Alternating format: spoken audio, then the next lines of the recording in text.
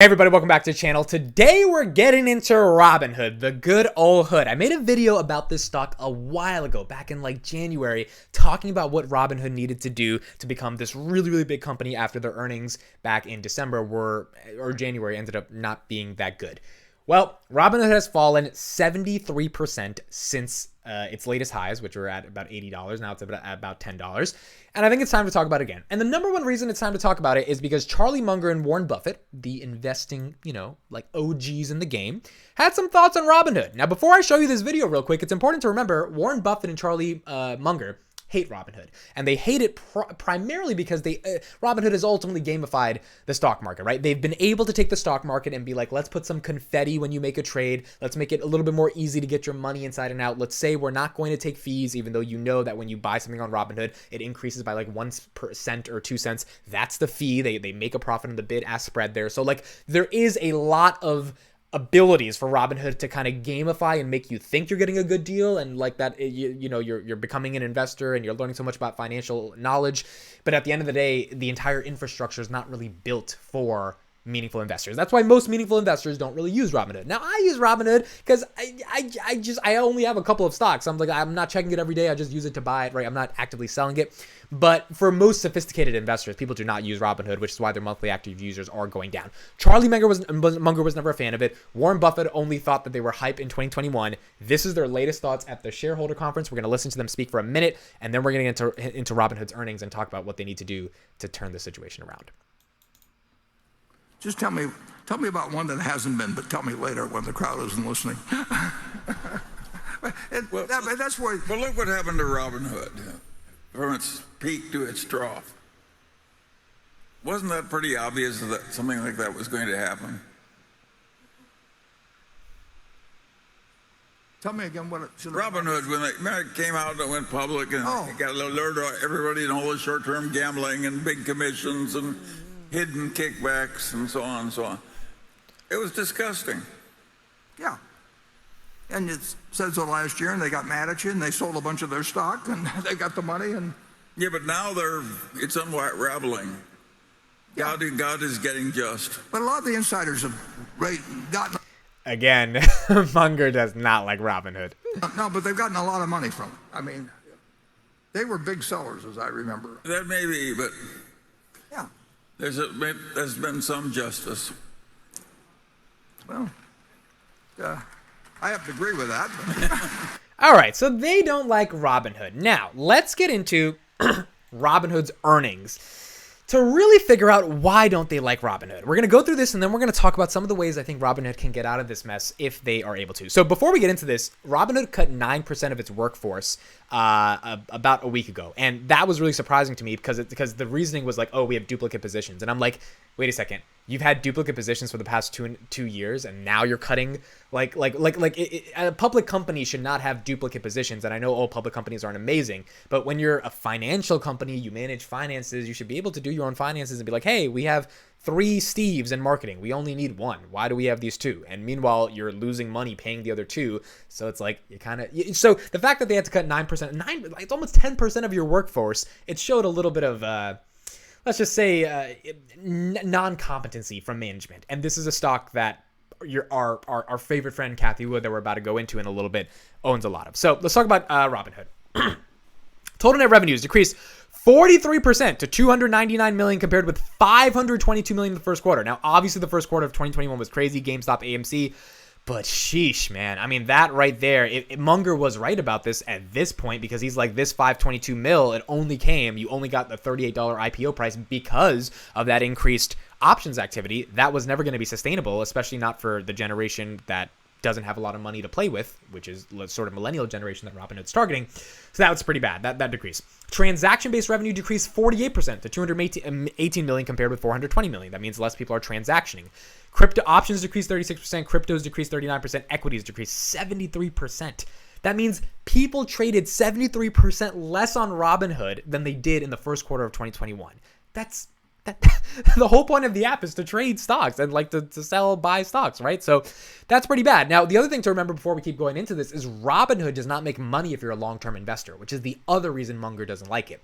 And I kind of get it, right? Because they only make money off payment for order flow, which is selling the data of the stocks you're buying to bigger brokerages and bigger hedge funds and institutions. And then those hedge funds and institutions can use that data and basically know what to do ahead of what you're doing, essentially. So like the whole idea of stealing from the rich and giving to the poor, which is the concept of Robinhood, is fundamentally contradictory within the practices of the business model. But that means that if you buy something and you never check your Robinhood app, they're not getting any value out of you. It's almost like YouTube. Like if you download YouTube and you never use it every day, or you don't use it every day, like YouTube's not getting value out of it. They want you to watch videos so they can sell you ads. Well, Robinhood, if you're not selling stocks and buying stocks, which means they want to encourage more volatility while you're like trading, and like essentially they want to encourage day trading, they're not going to get the data necessary to sell for payment for order flow, which means their revenues are going to decrease, which means you need to be trading more, which is against the whole concept of being a long-term investor, which is against the whole concept of teaching financial literacy. So it's kind of hard to kind of imagine Robinhood's actually in line with that.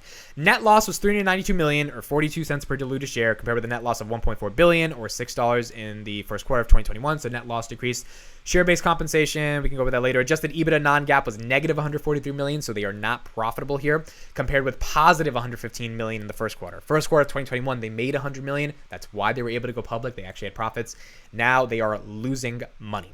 Net cumulative funded accounts, this is a big one, increased 27% to 22.8 million as of March 31st, 2022, compared with 18 million. So over the course of the year, they increased their accounts on the platform. So if you took an account and you gave it $5, that counts as an account, which increased 27%. As we added 7.1 million funded accounts, driven by the large customer interest in cryptocurrencies during the second quarter of 2021. 3 million were churned in that same time.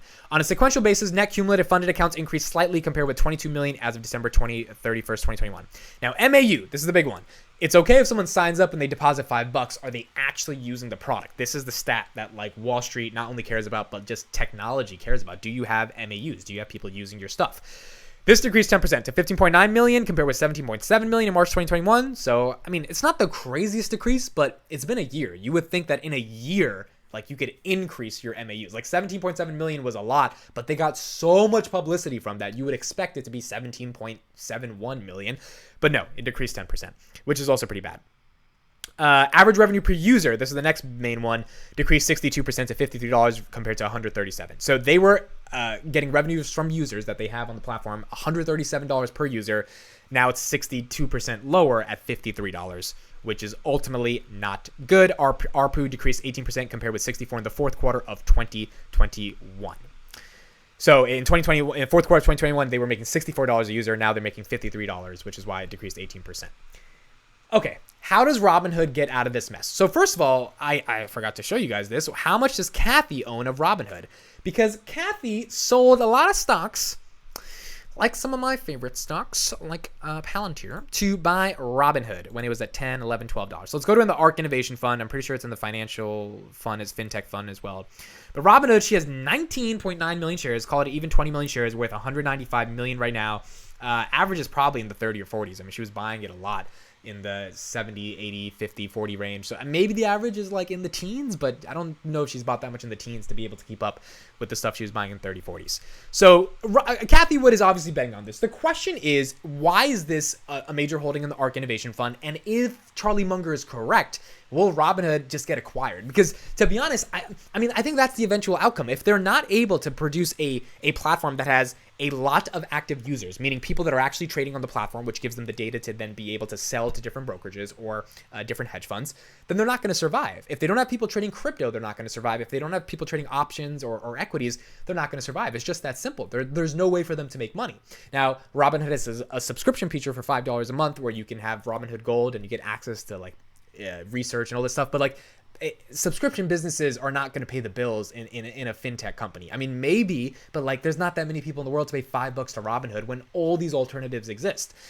So they have increased competition from people like public.com and the general, big brokerages like Charles Schwab, Fidelity, etc. But they're trying to innovate. And this is the reason I think Cathie bought it. This is the reason why I liked Robinhood for a while as well. Never owned the stock, but I like the concept. They're trying to create the next generation of millennials and Gen Zers who want to be in stocks and make trading fun, make crypto fun, make NFTs fun by facilitating an all-in-one platform that is able to make them do it themselves. And the only way that happens at scale is if you gamify the platform, if you make the platform feel super, super user-friendly.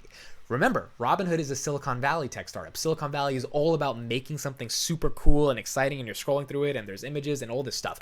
Robinhood has done that. I mean, I know people who don't use Robinhood to trade, but they use it to just get financial news because they have this good curated news section of videos. Like, it's a really good app. It's a phenomenal app. It's great. User experience, user interface, everything. The problem is the business model, and the problem also is the brand, because when they shut off the AMC and GameStop trades, when they took away the sell button, a lot of people ended up hating the stock.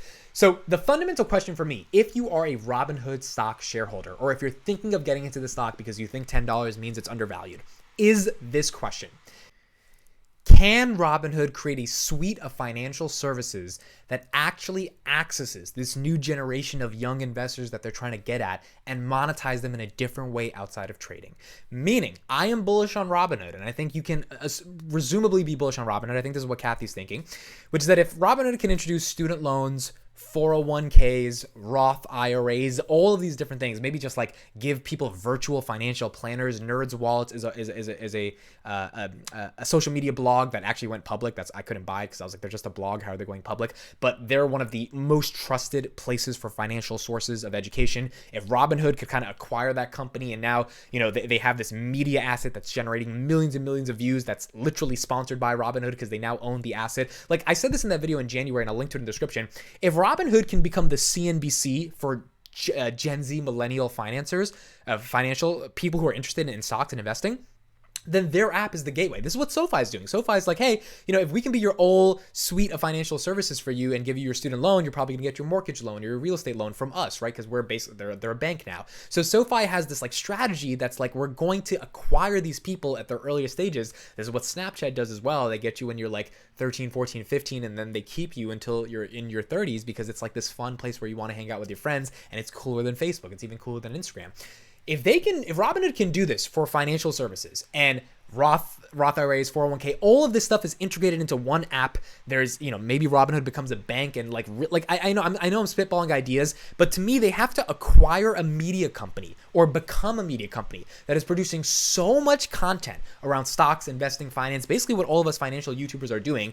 And they need to be the sponsor of that media application to drive traffic to get people to sign up. And when they get them to sign up, the average revenue cannot just be from trading, because that might not continue, especially in a bear market. It has to be from other services that they can charge them for, whether it's financial advice or whether it's like managing their money in a 401k, whatever that may be. If they can do that, I am bullish on Robinhood. I'm not bullish on it for the crypto. I think there's going to be other crypto winners. I'm not bullish on it if they introduce NFTs, which they might do that, but that's not even their brand. They're not really decentralized. Like, there's not that many options at the end of the day. They make money when people trade. If people aren't trading, they're not going to make money. So they got to get people into the door so they can increase more people trading and do it in a profitable way, which means they're not spending that much money on customer acquisition, or they offer different services to people so that those people can actually be monetized in a different way outside of trading.